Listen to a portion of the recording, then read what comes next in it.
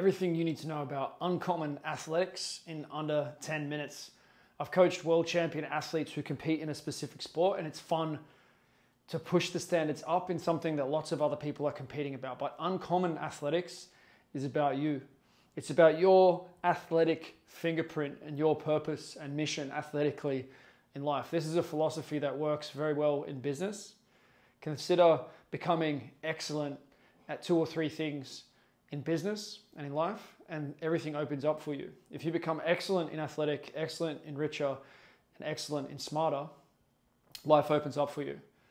This is a general philosophy. If you want to be great in business, you're great at marketing, but you're also outstanding at making cakes. If you've got 2 great abilities, then anything is possible for you. So on the athletic side of things, again, we want to be that unique fingerprint of ourselves. What are the 5 things that you value athletically, and how can you push them to a new standard? That's what Uncommon Athletics is about. It's about you competing against yourself. We also have general leaderboards, general foundational abilities that will lift you ahead, and maybe some of your movements that you care most about are in that list of Uncommon Athletics movements. Skill, speed, stamina, strength, and stretch are the 5 areas that we work in. So in skills, we work foundational abilities like being able to juggle, being able to do a handstand, being able to balance on one foot, being able to foot juggle.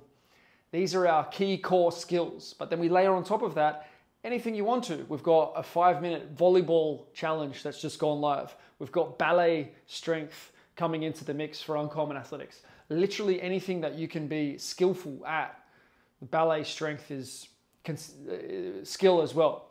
We're working on positions that you can get into and coordination within those ballet movements. Speed. You might value being able to run really fast in a straight line. You might value being able to change direction really quickly. You might value being able to lift a bar really fast, get it overhead. You decide what you're going to be excellent at. You want to be decent, okay, within all of those areas. Skill, speed, stamina, strength, and stretch. Stamina can be the ability to repeat, so you're able to bench press 100 kilos consistently for an hour, 5 reps every minute. That would be an exceptional feat. And it also goes along with having a great 1RM. So on the strength side, you might want a 1, but on the stamina side, you might be able to press for extreme volume. You decide. Make your authentic athletic fingerprint. It's a beautiful, beautiful thing. If you study human design, if you look back at all traditional cultures, they've always cared about the most advanced cultures and civilizations of our past. They've always cared about when and where somebody was born. They believe that it has an impact on who that person will become. If you look into genetics, if you look into fingerprints, there's always unique capacities. So if we are really unique in who we can be and what we're going to become, we should also have that athletically. I'm not saying you can't compete in a sport. You can't be a 100-meter sprinter, a weightlifter. But the fun is in developing yourself to extreme levels in a way that nobody can match you. My plan for you athletically, if you're willing to accept my guidance and support, is that you become unmatched. There's not a single man in the world who can compete with you at what you do. And if you set your heart on it, you will achieve that. Or at least you'll have a lot of fun in the process. And if someone else decides they want to dedicate themselves to exactly what you do, fantastic. I can do a back bridge. I can juggle 3 balls in one hand. I can snatch over body weight. I can 5-ball juggle. I can juggle with both feet. For me, it's fun to have a broad range of things that I'm able to do. So I've always got something to teach others. At the same time, general capacity across many, many abilities. I've been doing some boxing lessons in the last couple of years. I've done a boxing lesson with an Australian elite level boxer, the son of an Australian champion, different people. And they've taught me about their approaches to boxing. Does that make me a good boxer? No. Do I want to get in serious fights? Do I want to be a pro fighter? No. But even doing 25 minutes of a skill, let alone 25 hours, can put you to a place of rare athletic ability. That's what I want for you. I want you to have this massive base of skills and then choose to do some stuff that's truly unique, truly special, truly your own. When you do that, you can't help but be invigorated about life. You can't help but be inspirational to others. Regardless of your goals in life, this being exceptional athletically is one of the most valuable things that you can do.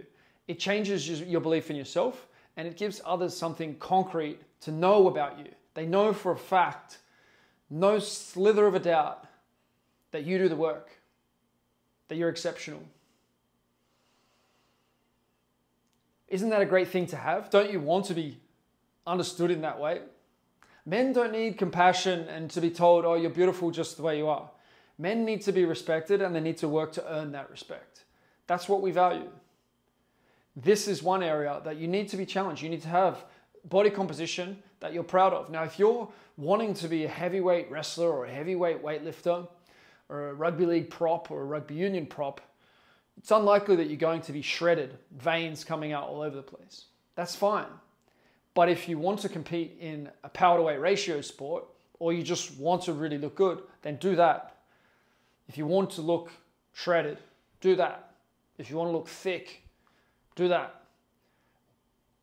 Have the physique, have the build that you want. Have the physique and the build that goes with the abilities that you desire. There were old-time weightlifters who were pretty big as far as percentage body fat, like 20+% body fat. Doug Hepburn, Paul Anderson. These were huge world-class weightlifters. They performed many different strength feats. They were able to perform handstand push-ups. So being a big man and performing handstand push-ups is a beautiful thing.